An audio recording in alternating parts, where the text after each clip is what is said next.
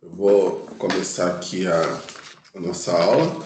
Eu não sei se vocês foram avisados ou se perceberam que tem uma atualização em alguns computadores, né? Para algumas pessoas, para outras não. Né? É um processo bem paulatino, assim, o Teams, né?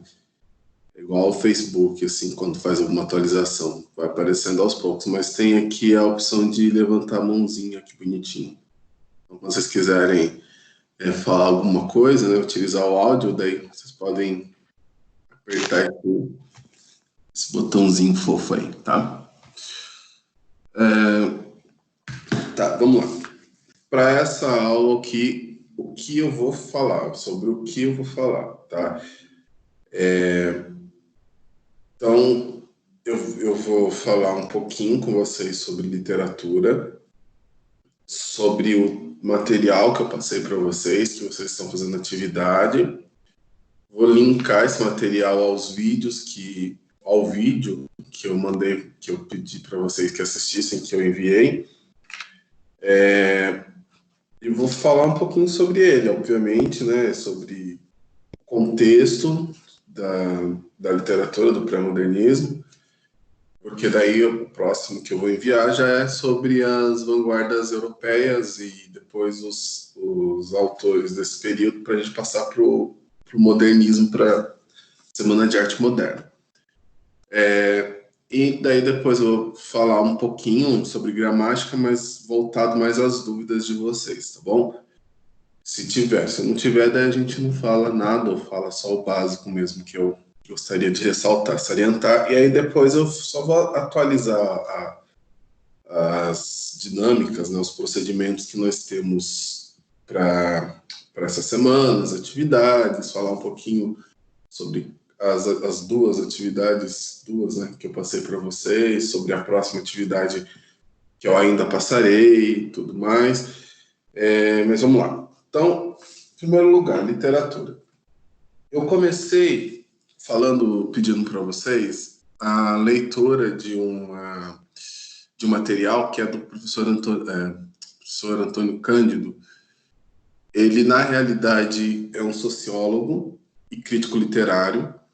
Aquele texto é um texto que foi publicado em 1965, né, embora não deva perceber muito bem, porque ele é um texto considerado um tanto quanto atemporal, mas vocês perceberam que a leitura dele é bastante difícil, né? Então a ideia realmente é que a leitura seja difícil, esperando-se então em uma resenha, né? O que a gente espera em uma resenha, mais uma vez aí dando essa dica para vocês. A gente não fala na resenha apenas da obra, então a gente não busca as informações apenas em uma obra em que a gente está lendo, a gente busca as informações no entorno da obra, né? Então, quem foi o cara que escreveu, né? O que ele fez de importante, né, antes de escrever esse texto, e quais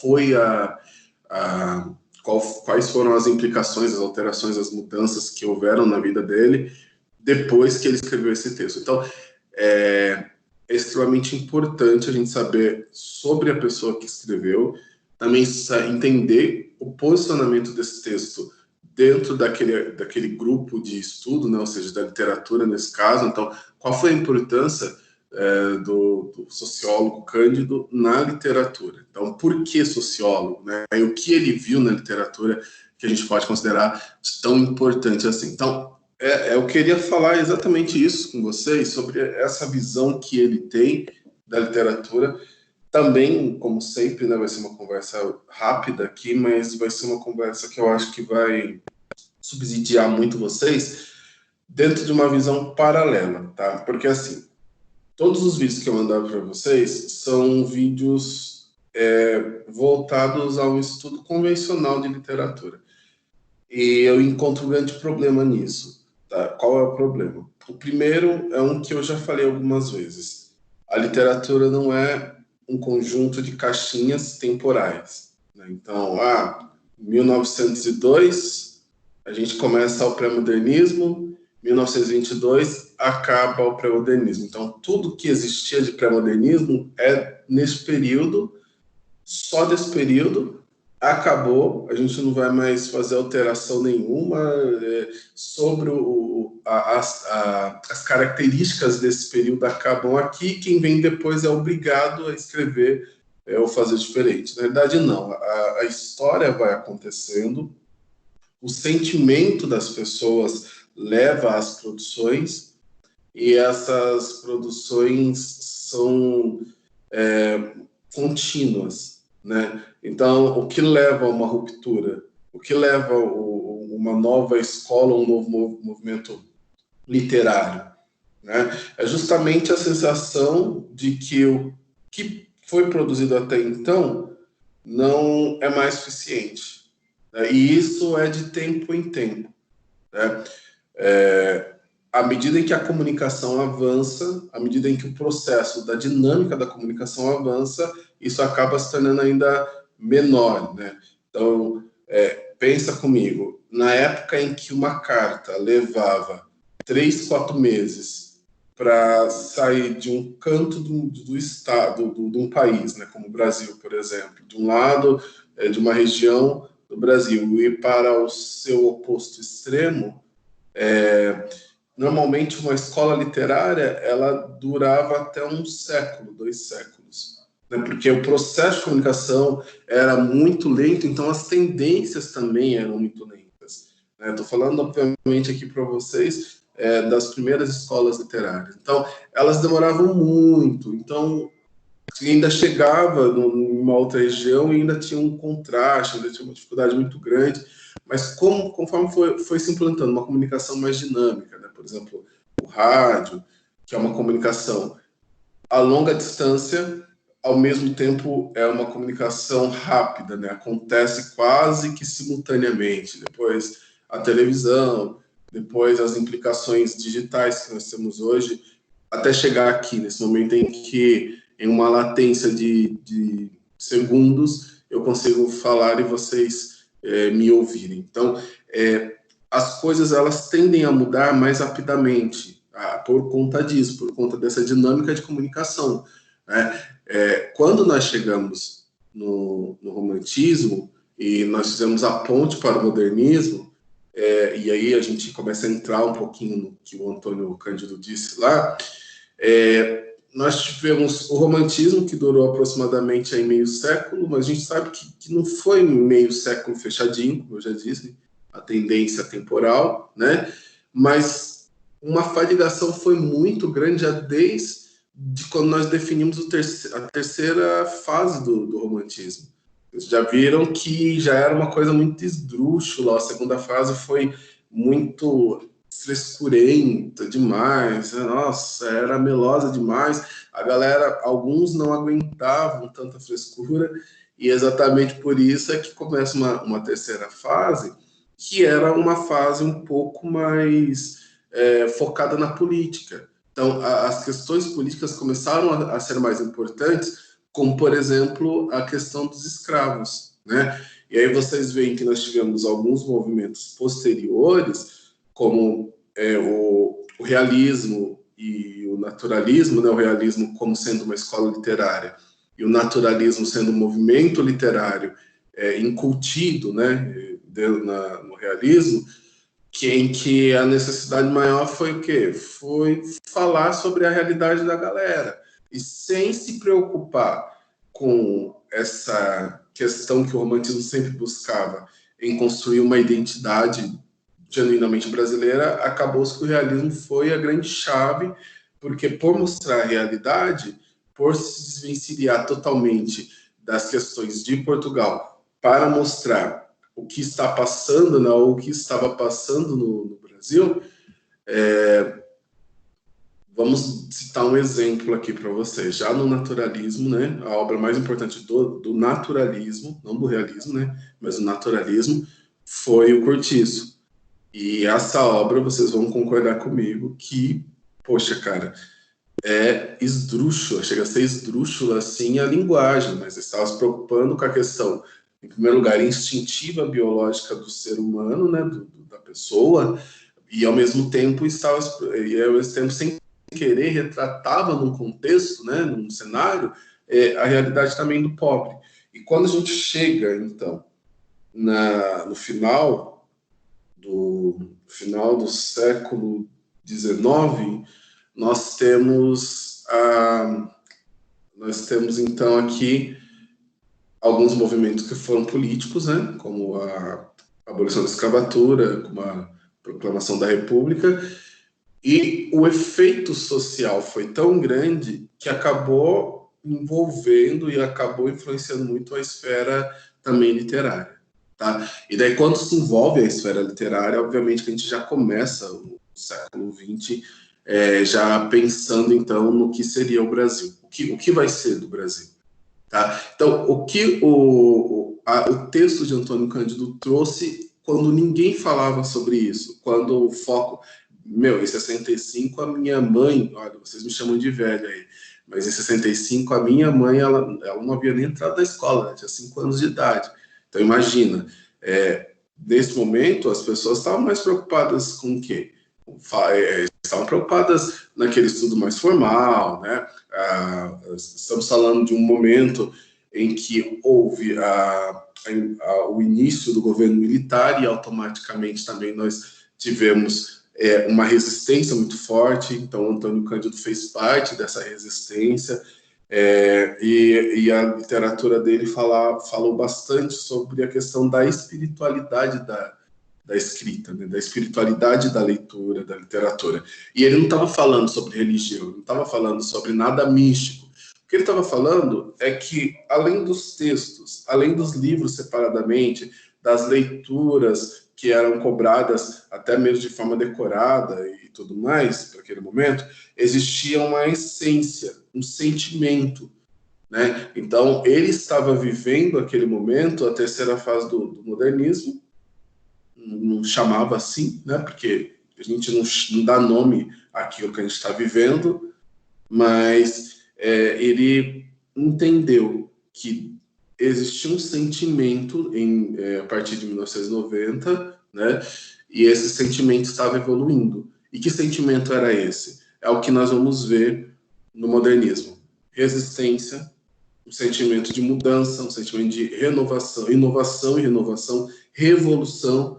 A ideia da ruptura agora não era apenas uma ideia de ruptura daquilo que eu não concordo, apenas do que eu não acho bonito por questões estéticas. Agora, a ruptura estava mais voltada, gente, a uma questão ideológica. Então, assim, não é... Agora é questão de vida. Agora não é mais questão de texto, de eu gostar ou não de um livro. É uma questão de vida. Agora eu vou falar sobre coisas que podem ou não tirar a minha vida. E daí, esses próximos escritores que vocês vão estudar juntamente comigo, esses próximos autores, foram pessoas que doaram, alguns deles, doaram a tranquilidade de vida, né, o sossego de vida, justamente em prol da literatura. E porque a literatura era uma ferramenta de transformação, de transformação social, né? Sim, era um cala-boca para o governo, ao mesmo tempo era uma forma de chegar até as pessoas. Então, nós vamos ver no modernismo as pessoas utilizando a literatura para passar mensagens. Por exemplo, a gente vai fazer agora um movimento aí de revolução muito grande, vocês vão participar. Hoje está estagnado tudo isso, né? Hoje a gente fala sobre revolução, a gente fala sobre movimento, vocês veem na TV, passeata aqui, não sei o quê, todo final de semana tem, né? Com esse governo, principalmente nessa fase de pandemia, a galera se reúne, se abraça, né? Que se abracem, né? Que tenham muita saúde depois por causa disso. E também nós tivemos também o oposto. Nós tivemos no governo anterior também grandes movimentações, né, grandes passeatas, a galera saía na rua e tal, e vamos para a rua, vem para a rua, e não sei o quê, hashtag vem para a rua, aquela loucura toda. Mas isso daí, gente, perdeu um pouco a essência a partir do momento em que se pôde fazer, né? Quando eu saio e eu não vou ganhar retaliação nenhuma, a não ser o meu parente ou meu amigo do Facebook que vai brigar comigo, que vai achar que eu sou um jumento ou que eu sou um gado, né? Então, quando acontece esse tipo de coisa, mas eu não tenho um risco mesmo muito grande para minha vida, amanhã eu vou estar no churrasco juntamente com essas pessoas que me criticaram. Então, ou seja, perdeu-se um pouco o sentido. Quando a gente fala na literatura sobre essa resistência, né, principalmente, nós estamos falando de um momento em que as pessoas morriam por isso, né? Tem um livro, não está aqui, mas eu tenho um livro grande desse tamanho, assim, bem maior do que a minha gramática que vocês conhecem, que tem lá todos os nomes todos os nomes não, os nomes que conseguiram, né, de pessoas que morreram no período do governo militar. Então, são inúmeras pessoas ali com depoimentos de famílias, com provas, com documentos oficiais, né, de ocultamento. Depois vocês podem até pegar na biblioteca ou me procurar para mostrar para vocês, com fotos e tudo mais. Esse documento foi escrito, né? Mas a gente nunca imaginaria que chegasse um momento em que isso seria tão importante para mostrar, para esfregar na cara das pessoas que dizem que no período militar não houve mortes, não houve, não houve ditadura no Brasil, né? O que as pessoas dizem, porque se considerar outros países, né, que tiveram um regime ditatorial, no Brasil não se compara, porque no Brasil era ótimo na época da ditadura, né, talvez economicamente falando, e há controvérsias aí, mas não é bem minha área para falar com vocês sobre isso, mas talvez economicamente houve um salto, né? Assim como, por exemplo, na Alemanha, durante o nazismo, a medicina avançou muito, porque você não tem escrúpulos para fazer experimentos em pessoas, né? Assim como eu já disse para vocês, bastante, né? Acho que algumas vezes nas aulas, mas, por exemplo, na Roma Antiga, César pegava as grávidas, 9 grávidas, né, representando cada uma um mês, e abria a barriga delas, elas estando vivas, abria a barriga delas para ver o desenvolvimento de um feto. Então, o parto chamado cesariana vem justamente do nome de César, né, cesariana ou cesárea, né, vem justamente do nome de César, porque ele fazia isso. Então, todas as vezes que há muita crueldade, é claro que algumas ciências acabam avançando bastante. É muito difícil fazer ciência com as limitações, né, com a ética. É muito difícil fazer ciência com tudo isso. Né? Mas, se por um lado houveram tantos desenvolvimentos numa área mais formal, assim, a humanidade se extingue. Então, sempre a humanidade se extingue.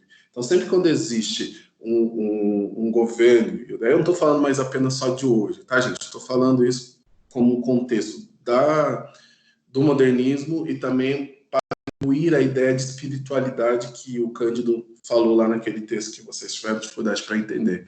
Todas as vezes que nós temos um governo, um movimento que não se preocupa com a vida, né, que não se preocupa com as pessoas, que não se preocupa com o sentimento das pessoas, mas está mais voltado a uma preocupação apenas financeira, né? E veio a calhar que nesse ano estou dando aula justamente no contexto em que nós vivemos isso, né?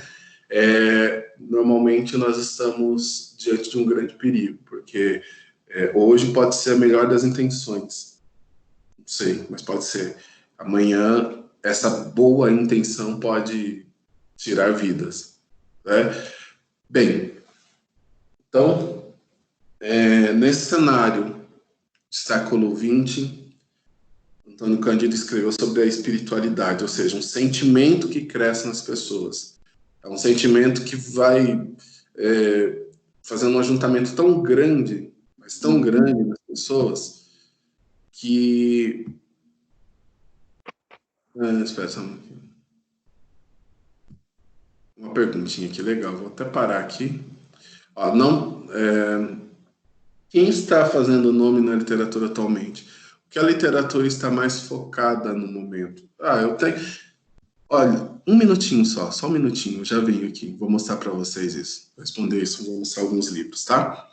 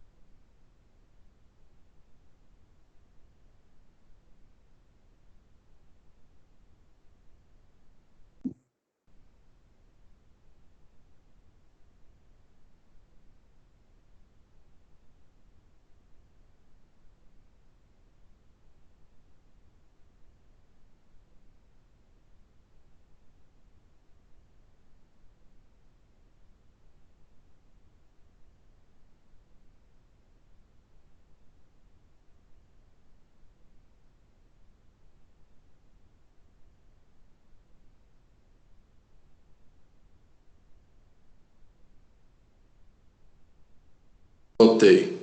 Fui pegar uns livros, ai, caramba, minha biblioteca tá bagunçada porque eu tô reformando aqui, mas eu peguei os últimos livros que eu dei uma lida. Vou mostrar para vocês, tá? Ai, cansei de subir a escada, eu tô meio velhão.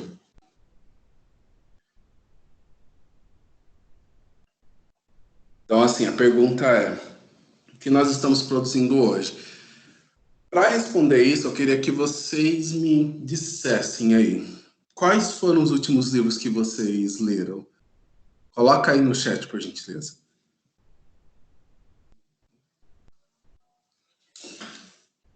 Pode ir respondendo, gente. Vamos lá.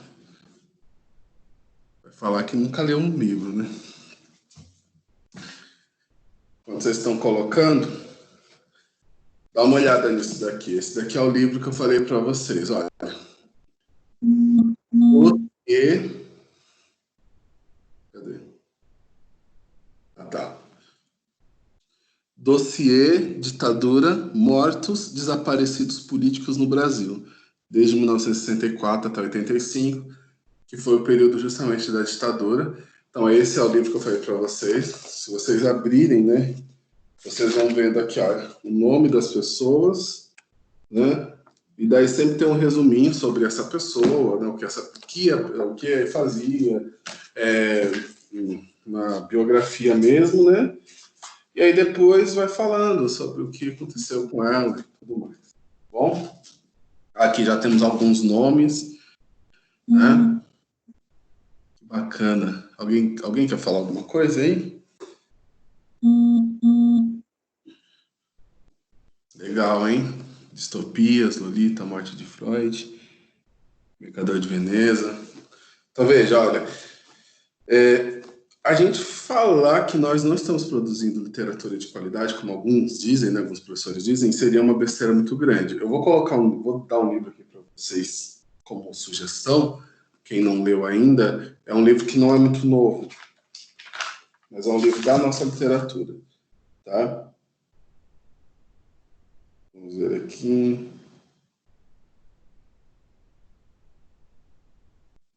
Ó, esse livro aqui foi publicado em 2011. Deixa eu ver se é isso mesmo. Foi 2011. É um livro muito tradicional, vai ficar tradicionalmente conhecido na nossa literatura, não tem como. E é um livro muito legal, cara. É A Menina que Roubava Livros. É um livro muito bacana porque é um livro que mostra uma experiência interessante com a morte, ao mesmo tempo retrata muito. Acho que esse livro é um livro de uma tendência mundial, de desigualdade, né? Eu não vou falar muito eu não vou falar sobre esses livros, tá? Porque são livros novos. Sei que tem gente que não leu, vocês vão ler. Vou falar assim, por cima, assim. Esse é o livro que eu estou lendo agora, acho que eu já falei para vocês, O Último Reino. Acho que deve ter aí, bem, eu nem sei quantos que tem, né? Quantos livros que tem nessa. Não é trilogia, porque tem há vários livros. Tá aqui, ó. Nossa, é livro pra caramba, mano. Ó, nem vou contar. Mas esse livro aqui tem até uma série da Netflix, mas eu tô lendo porque eu prefiro sempre ler primeiro, tá? Fala sobre a guerra, a invasão dos dinamarqueses na Inglaterra. Esse é um livro que eu gostaria de deixar aqui, podem anotar, Os Lança-Chamas. Eu queria deixar aqui como sugestão para vocês. Eu li, eu amei, mas não vou realmente falar nada sobre ele, tá? Mas é um livro, putz, cara, é um livro muito bom mesmo, tá? Ele fala sobre o feminismo, né, o feminismo puro. Ele aborda a questão do papel da mulher na sociedade, né, da figura da mulher na sociedade e, enfim, não vou falar mais. São livros da nossa literatura, tá? Esse daqui, tá, mano.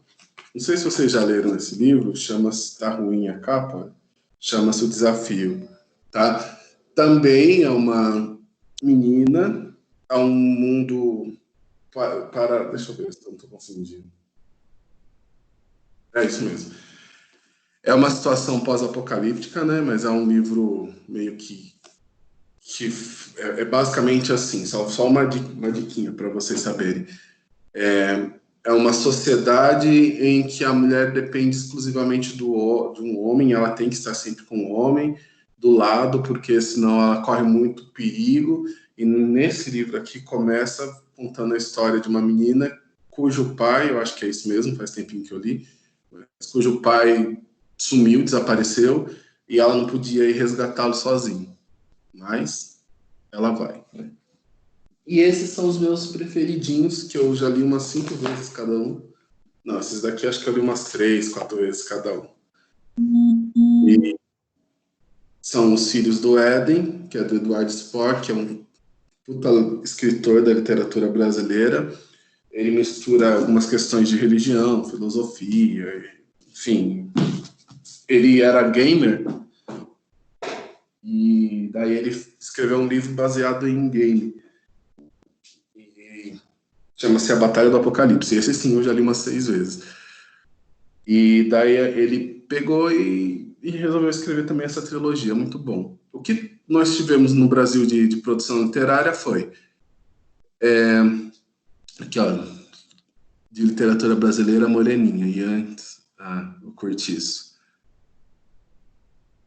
O normal foi novembro 9. O normal.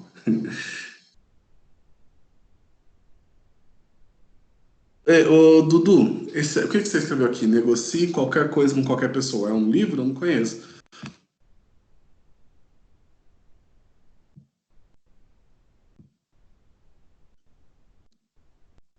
Eduardo?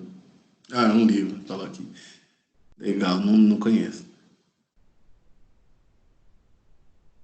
Ah, tá. A Marina falou que já tinha visto outros livros dele também, né?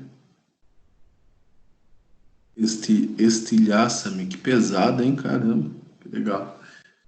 Um, nós estamos produzindo, no começo do século XXI, literatura fantástica, muita literatura fantástica, uma fuga da realidade, mas dessa vez não igual no romantismo, em que a realidade se fugia para o encanto, né? Para o encanto de uma possibilidade. Agora a gente produz literatura fantástica. Então, quando a gente começou lá com Harry Potter, com O Senhor dos Anéis, com O Hobbit, né, que foram marcados aí na literatura internacional, nós tivemos essa procura por fugir da realidade, e no Brasil nós tivemos esses livros aqui também, né, do Eduardo Spohr, que para mim são bem melhores até, porque ele é bem mais profundo, ele tem uma profundidade muito grande, né? É isso que nós estamos produzindo agora, tá bom? Então, o que eu percebo é que nós estamos saindo dessa busca pela fantasia e estamos voltando para algumas questões como esses livros aqui, tá? Que são livros mais voltados para movimentos de ideologia, pensamentos fortes que a gente vê aí na sociedade, tá bom? Então, Paula Pimenta, muito boa, já li vários dela também, legal. Realmente. Legal. Então, mas vocês veem, né? A tendência, então, é essa. Olha, já íamos da literatura fantástica, agora a gente começa a embarcar um pouquinho numa questão mais ideológica. Agora, vocês conseguem perceber também que alguns tipos de literatura, eles não saem nunca, né? De cena. Então, se a gente for pensar assim, por exemplo, em romance sempre vai existir, cara. Porque quem não quem nunca se apaixonou? Quem nunca foi corno? Então, esse sentimento aí é um sentimento muito gostoso, né? De você ler alguma coisa com a qual você se identifica, né? Claro que não eu. Agora, quando a gente começa o século XX, nós começamos com uma literatura voltada para a situação. Então, nós temos uma literatura voltada à política. Monteiro Lobato escreveu bastante sobre política. O Marcos falou que é corno, legal. Também temos uma produção voltada à questão do negro, né? Então, Lima Barreto, que era um escritor negro, e Monteiro Lobato, que era um latino aí, né? E sobre a questão do negro, e também, agora foco aí, né? Além do negro, o nordestino, né? Nós temos Euclides da Cunha, que foi justamente quem iniciou o movimento do modernismo. Mano, Euclides da Cunha, só para vocês entenderem, futuramente vai falar mais sobre ele, mas o cara era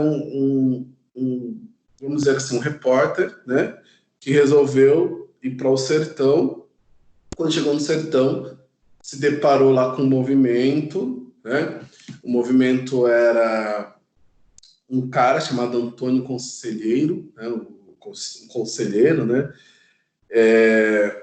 E esse cara, ele começou a andar pelo Nordeste e começou a ser visto como um novo Cristo, né? Tem gente que não está conseguindo entrar na sala. Ele começou a ser visto como um novo Cristo. Então, tipo assim, o cara começou a andar, tal, começou a ser visto como um novo Cristo, começou a ser visto como alguém que trazia uma mensagem de paz e tudo mais. E aí ele andou pelo sertão da Bahia inteiro. Andou, e começou a seguir, um monte de gente começou a segui-lo, tal, a segui-lo. Aí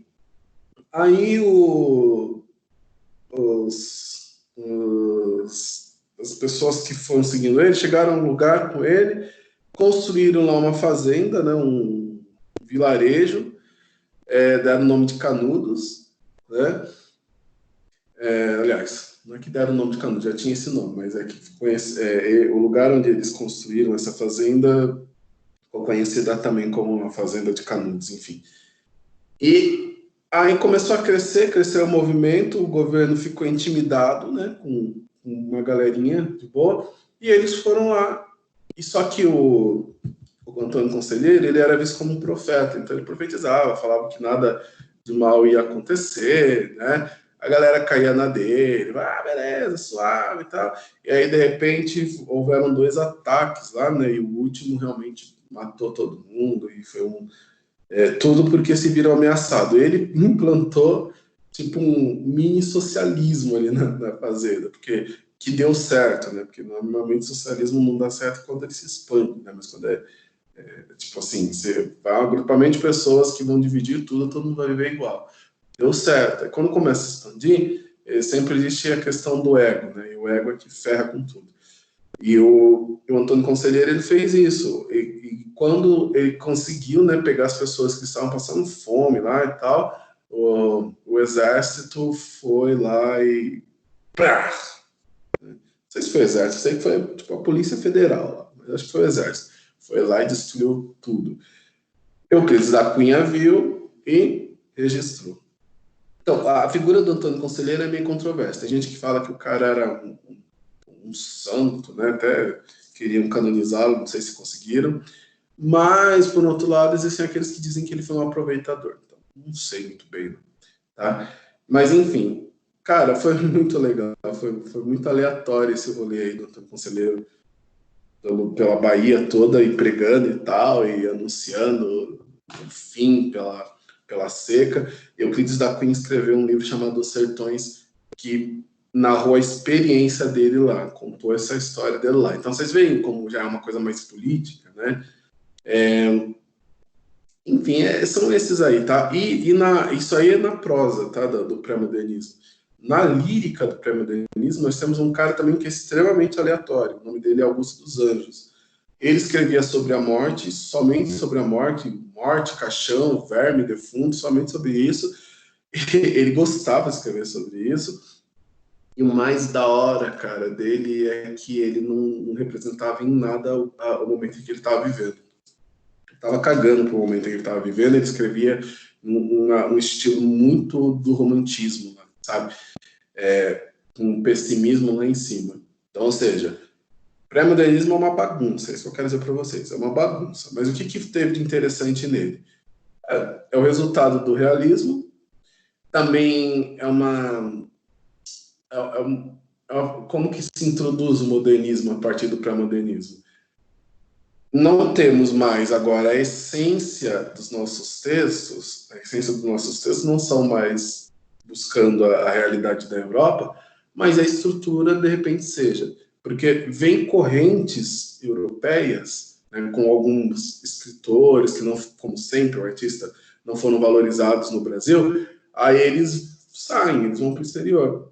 Aqui nós estamos ainda vivendo a questão do romantismo, né, na estética, agora eu falo, em que, por exemplo, um quadro tem que ser perfeito, tem que retratar bem a realidade, tem que ter uma projeção. No romantismo tinha muito disso na arte, né, na estética.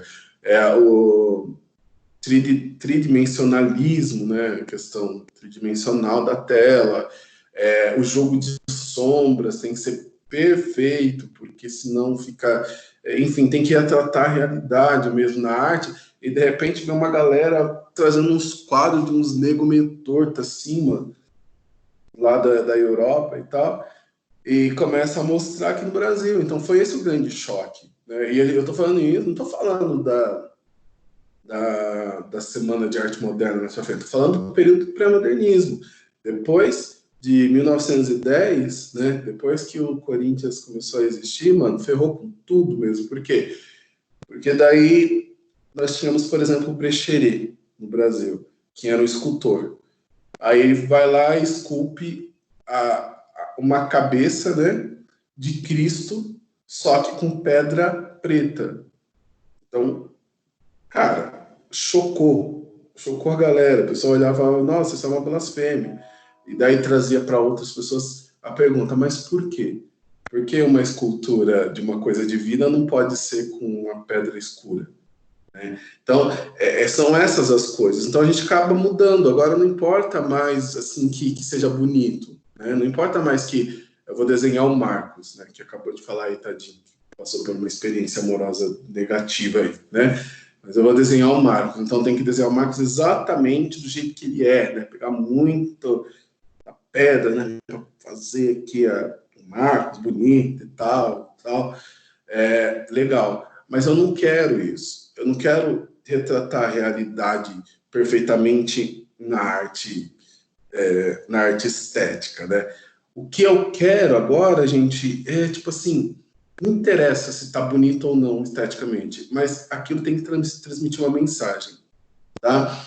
Então, nós temos, por exemplo, aqui, deixa eu ver se eu vejo uma obra dela aqui, para mandar para você.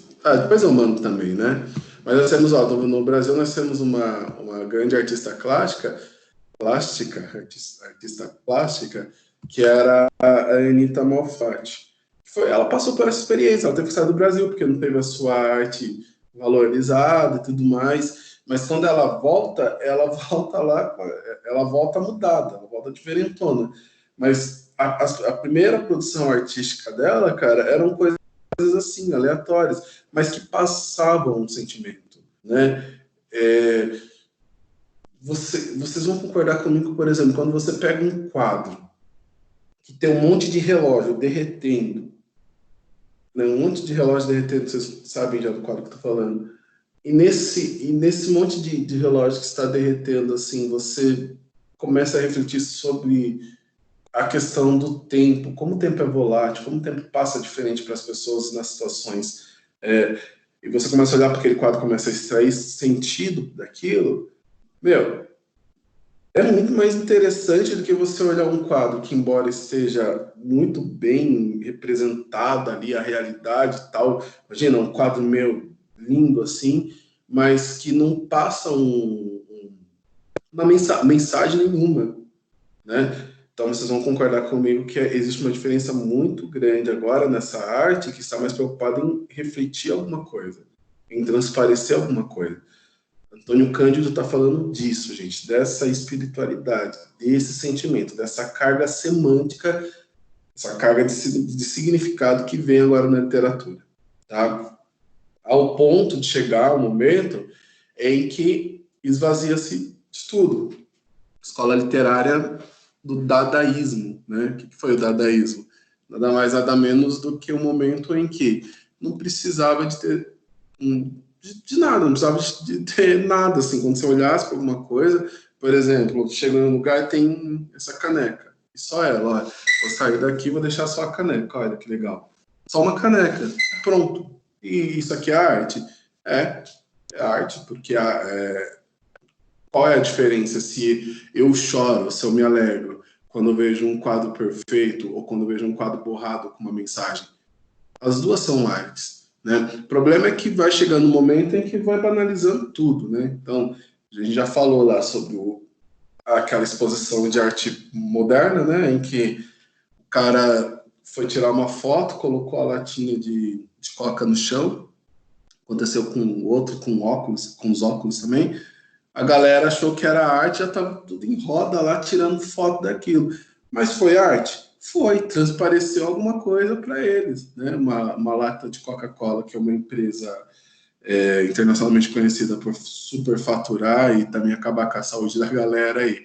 E quando você joga ela no chão, isso pode representar muita coisa para alguns, tá? Então, é isso que é a arte, ao ponto em que eu começo a refletir, por exemplo, o que me emociona mais? O que me emociona mais? Um quadro de Leonardo da Vinci, super conhecedor da pintura a óleo, né? Ou um desenho que a minha filha fez, o primeiro desenho que ela fez de mim, por exemplo, o mais horrível do mundo, né? O que me emociona mais? O que eu vou querer guardar para mim, né?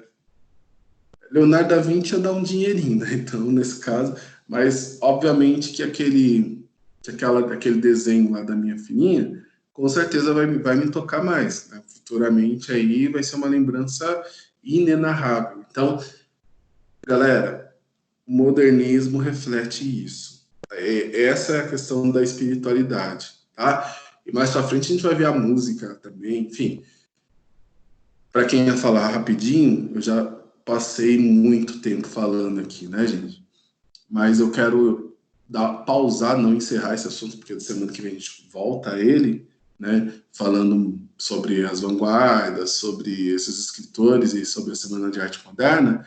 Mas eu queria pausar esse assunto, trazendo essa reflexão para vocês, perguntando para vocês o que é arte, né? Para vocês aí, tá? Porque cada um pode ter uma resposta para isso. O que você considera arte? Ou seja, o que fala com você? A música, a pintura, o desenho, a escrita, o que transmite uma mensagem que de fato traz uma mudança significativa para a sua vida, né? Quais são os canais que realmente podem influenciar o seu sentir ou a sua experiência de vida? Se você não tem nada disso, você é um cara que precisa ter uma experiência com a arte, tá? E a arte não precisa ser necessariamente uma coisa antiga, antiquada. Ela pode ser uma coisa extremamente moderna, né? Extremamente moderna mesmo. Olha aqui. Extremamente moderna, gente. Mas que traz uma mensagem, tá?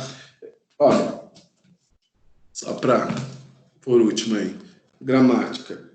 Para mim é arte. Às vezes eu estou lendo, parece idiotice para alguns, né? Que fazem coisas bem mais idiotas que isso, mas quando eu tenho um tempinho livre, assim, o que eu gosto de fazer é ler gramáticas. Eu gosto demais. Aí eu começo a ler e tal, e tem coisa que dá até vergonha de falar, que sei que a galera tira sarro de mim quando eu falo isso, mas isso aqui me emociona, tem coisa que me emociona. Eu fico refletindo, falando, nossa, cara, é verdade. Para mim isso aqui é arte, gente. Refletir, aí vocês podem tirar sarro, tudo bem, tirem sarro. Mas refletir sobre a linguagem, refletir sobre a capacidade que uma pessoa tem de exteriorizar o que está pensando, né? E assim a gente saber, a gente na verdade vocês estão todos perdidos, eu também sou. Porque quando a gente exterioriza algo, a gente codifica algo em linguagem, não tem como ter ideia do que se passa aqui dentro. Então as pessoas são incógnitas e a produção artística está aqui, basta a gente decodificar. Se pela ironia, a arte da contrariedade, se a pessoa está falando o contrário do que pensa, ou sim pela sinceridade que é inata, que não faz parte do ser humano de jeito nenhum, tá bom? Estamos sempre buscando transmitir uma boa imagem. Estamos sempre buscando nos impor socialmente, seja na escola, até mesmo aquela pessoa normalmente que fala que não está nem aí para o que os outros dizem, normalmente é a que mais se preocupa com isso. Então, nós todos estamos tentando falar e agir de forma a transmitir uma mensagem. E isso pode também ser considerado arte, tá bom? Crianças, obrigado por esse momento. Sobre gramática, eu vou só me limitar a ajudá-los nas dúvidas, porque já tem aí 2 vídeos, não sei se vocês fizeram as atividades.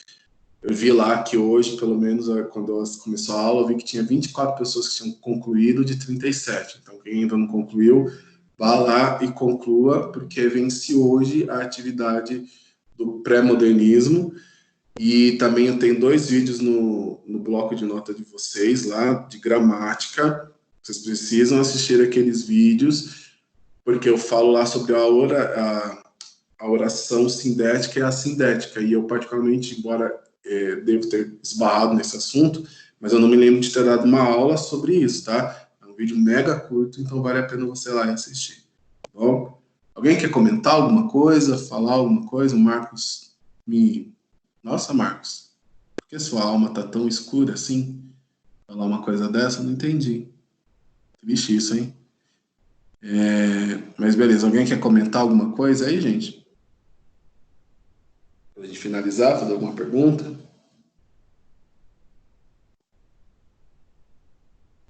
Aê, Carol, que bom que você gostou.